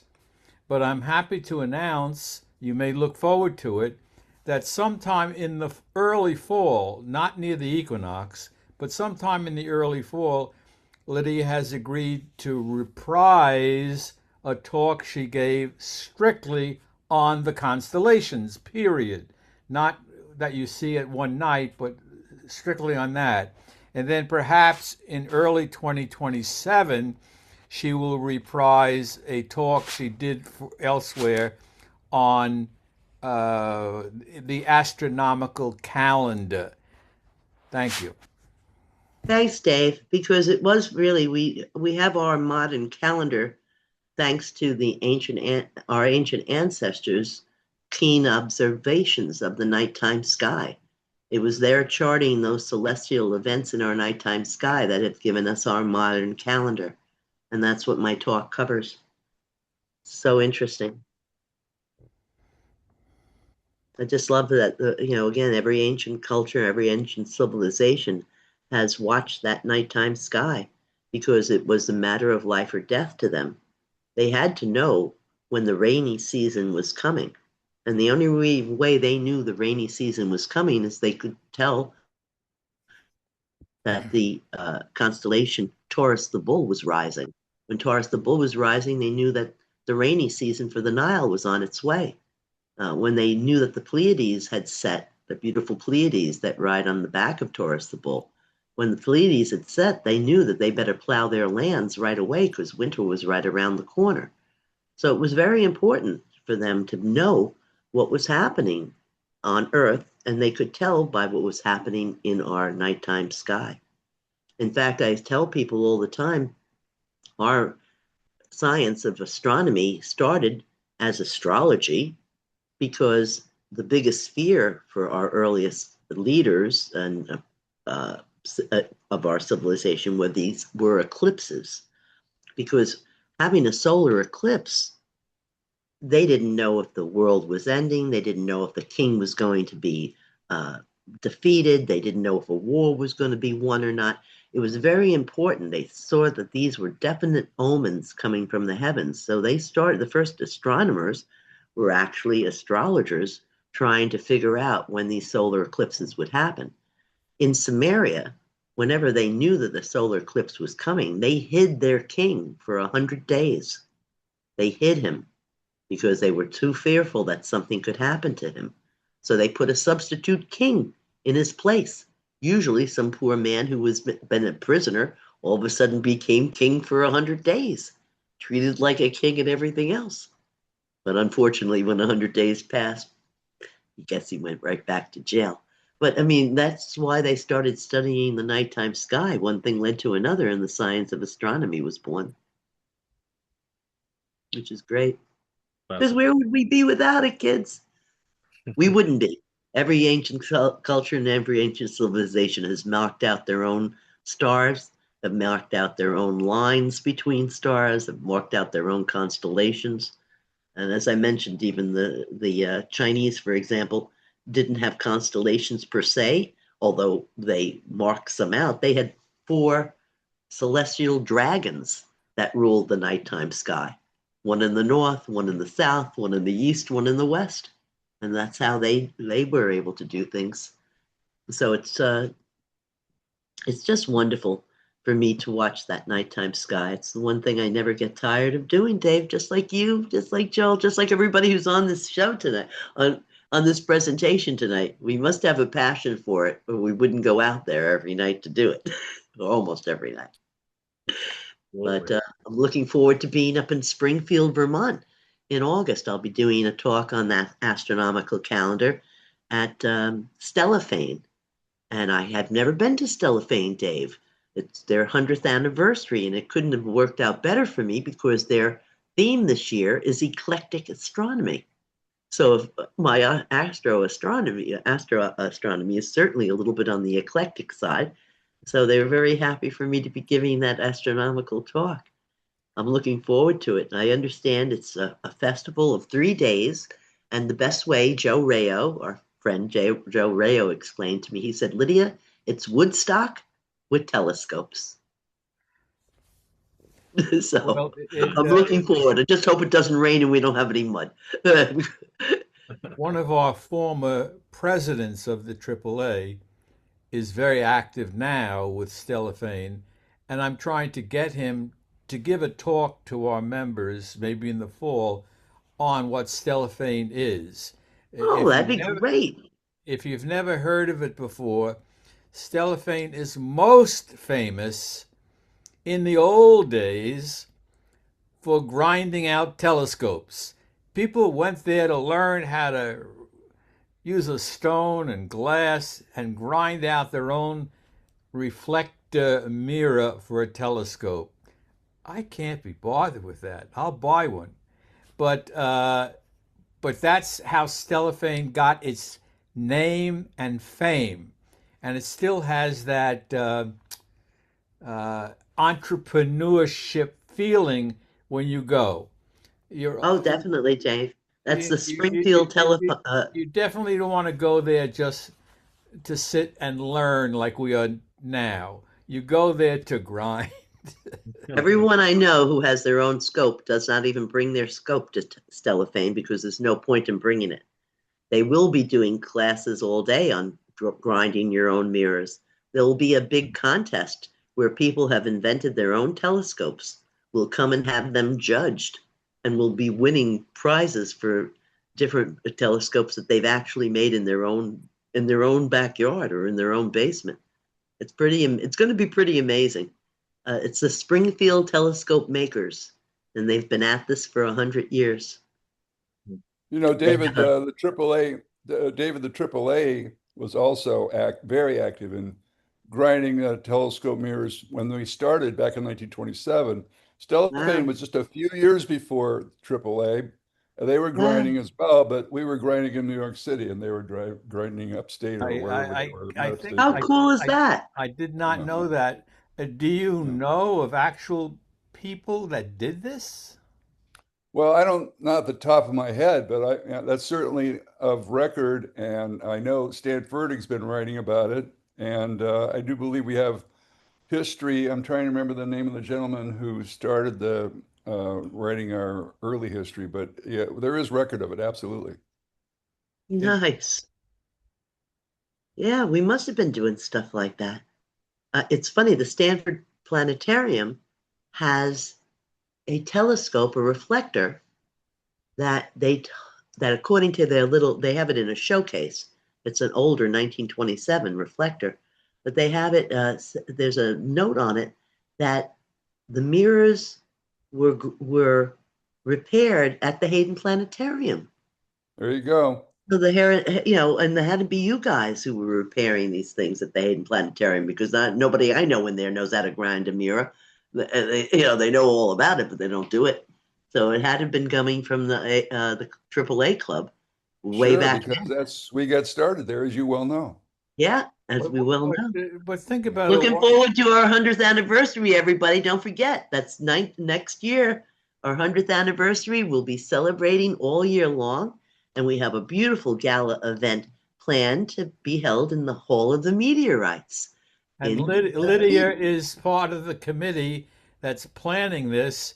And just so you should know, Lydia was probably very instrumental in getting us the museum and in getting us Neil deGrasse Tyson as the lead speaker. Lydia, our hats off. Thank you, Dave.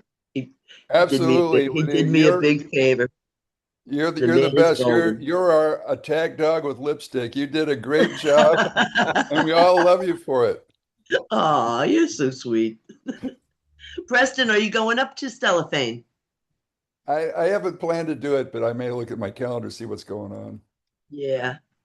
I would love to Anybody hear you else speak got at anybody Cellophane. That going would up be to fantastic. Stellafane that's on the call?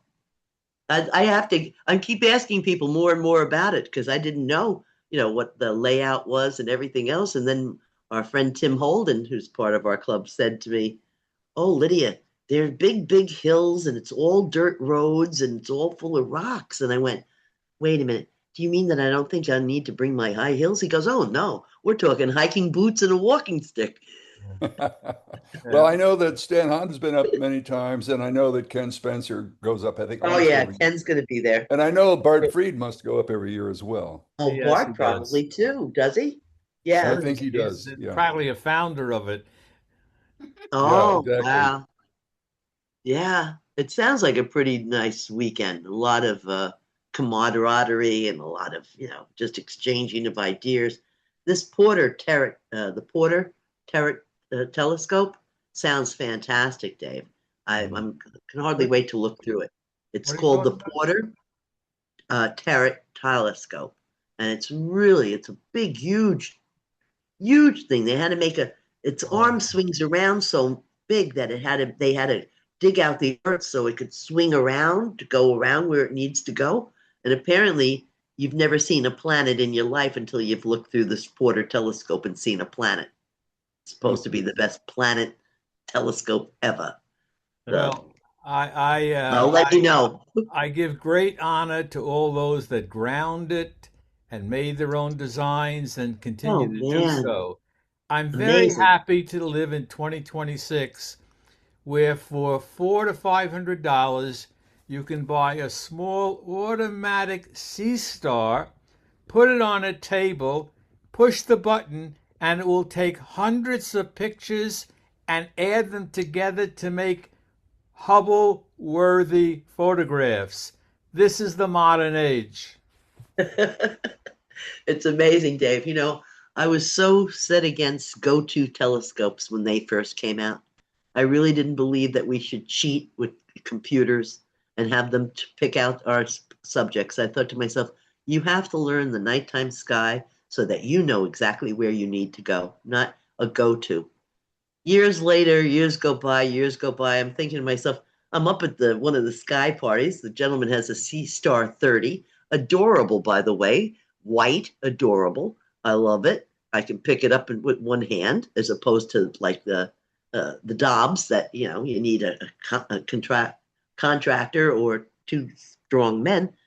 And he just set it up, and on his laptop the most beautiful picture of the Rosette Nebula came up, and I'm like, you got to be kidding me. I mean, it was just, and I thought, all right, maybe since they made this to do it this way, maybe I'll break down. So I think I'm going to get this 30. I just can't decide whether I wanted the 30 or the 50, but I want the 30. I want that larger field of view. I I want used the nebula. I used to feel the same way, Lydia, about uh, car. What do you call car? Automatic Auto, driving. auto driving, yeah. Road driving. I used to feel that way, and my wife would be cursing at me for looking at maps. I've learned she's right. I feel sorry though if these kids if their GPS ever goes out, they're not going to know how to read a map. So I'm glad that at least we know how to do that. Oh my goodness. Indeed. Yeah, well, listen, it's going to be a nice summer. I think we're going to have a lot. It would be wonderful if that star explodes, if we see that supernova or that nova, I should say. That would be pretty cool. So we'll see what happens with that. Yeah. But I Well, think we'll have a pretty good summer. Were indeed. there anybody else wanted to mention anything about? I know we have that solar eclipse coming up, so don't forget that. We have a lunar eclipse coming up too. I don't think we won't. I think we only have 20% uh, partial 20% of that for the solar eclipse in August, and I don't think we getting the lunar eclipse at all. I think Well, that's on the some other of our members are flying to Spain. Why don't we all do it? Yeah, Dave, I was telling Joel I was going to do that before I got the gig at Stellafane. My Really? friend, my friend just moved to Valencia. All I needed to do was get on a plane, fly to Madrid, take the high speed air, the high speed train, 2 hours to Valencia, go to a couple of museums, see the eclipse, take the train back to Madrid, go to a couple of museums, get on the plane, and come home. It's That an was the plan. it's an odd eclipse that comes across Greenland and touches the shore of Iceland, Iceland, it's going to be, and yeah, it goes into Charlie's going to Spain. Iceland. The odd thing in Spain is that it's only A total minute and a half. eclipse for like a minute and a half or something like that. And then as it moves into southern Spain, it becomes only partial. Did you know that? I didn't know. You can't go to southern Spain or the Mediterranean and see the full eclipse. Only the Oh, northern part of Spain will sink with all the ah, people. yeah. And I heard it was going to be eclipsing while it was, I can't remember now. Was it going to be eclipsing while it was rising or setting? No, it's setting. It's As it's setting. nighttime eclipse. It's an evening eclipse. Listen, it'll be spectacular no matter what. And I'm kind of sorry I'll miss it, even though it's only a minute and a half. But every single one that you see, if you ever seen one, every single one is different. When I was out in Wyoming for the one in 2017, number one being a city girl, I've never when I heard about that big sky country. I never saw big sky country, but you could stand there and you could look out as far as your eye could see, and there would be nothing there, no trees, nothing blocking it. It was like it just like it was so odd for me to see. It was like an odd feeling. But at the same time, the moment that eclipse happened, the entire the entire horizon, 365, 365, I just invented another five, 360 degrees around, turned into a rainbow. A rainbow, the entire 360 around. It was, oh my God, I'll never see this again kind of feeling. Fascinating, fascinating. Amazing, Wow. amazing. The We one in 2006, I came across the Atlantic. I was in the I was in the on a ship in the right off the 2006. Isle of Rhodes. You, Dave, you could see the shadow coming across the water. You could see the shadow coming across the water. It was unbelievable. And for folks who haven't been to a total solar eclipse, the one in 2006 in the Mediterranean was one of these other long ones, over 6 minutes. That you could actually see the shadow moving, and it moves as fast as a bullet. So we're talking it moves really fast. But the minute it, and the other thing I want everybody to know, the sun is almost totally covered, right? You're looking through your glasses, but it's not until that last millisecond that is actually goes totally black. Because up until that last millisecond, that sun looks as bright as it did before it was even eclipsed. It's that bright. But all of a sudden, it goes totally dark. And the next thing that happens is the temperature drops about 20, 30 degrees, just like that. And it's just like you're stunned, number one, that you're in the dark and that the planets are coming out and that the sun is like eclipsed. But then you're stunned that you've all of a sudden chilled to death because the temperature just dropped 30 degrees on you. And then you got a few minutes just to take it all in, and it's just a spectacular thing to Well, I'm see. waiting for Kat and Joel to put together the 2027 eclipse. Say to Luxor on the pyramids, Joel. You That's got what it. I meant. That's what I'm requesting of you. We'll put it in the budget. Dave, I was telling Joel, I have a good friend, well, the woman who runs the Hampton Observatory. Her friend is Egyptian. Her family runs tours in Egypt. I had the opportunity to go on her tour in 2027. Her family's so well connected that we would have private tours of the pyramids where nobody else has gone and see things that nobody else gets to see. And I thought to myself, even though I've been to Egypt, I don't want to pass that up because it's such an incredibly fascinating place. However, the last time I was there in 2004 for the transit of Venus, we walked into the Valley of the Kings, Dave. It was 6 o'clock in the morning. It was 99 degrees. On top of the Luxor Hotel for the transit of Venus, it was 130, and it broke a couple of friends' thermometers. It was so hot. That was the first week of June. There's no way I'm going back in the middle of August for 2027. So I canceled the Egyptian trip, and I'm trying to get onto the Spain and Morocco trip.